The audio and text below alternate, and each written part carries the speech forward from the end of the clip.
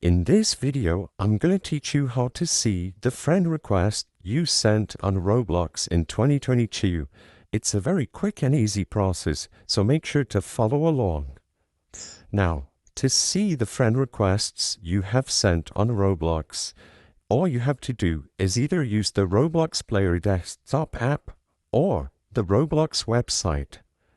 After you log in, go into the home page and then use the search bar at the top of the screen, either on the Roblox player or in the desktop website. In the search bar, type the name of whoever you want to add to your Roblox friends.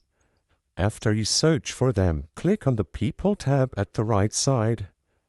I'm also going to search on the website so you guys can see. Search for people, and after you find them, click on the Add button under their name. After you click on Add, you should see the text that tells you that your friend request is pending upon clicking on their profile. This way, you can check who you've sent friend requests to.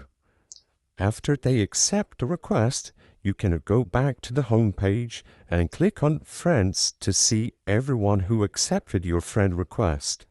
I hope I was able to help you on how to see the friend requests you've sent on Roblox in 2022.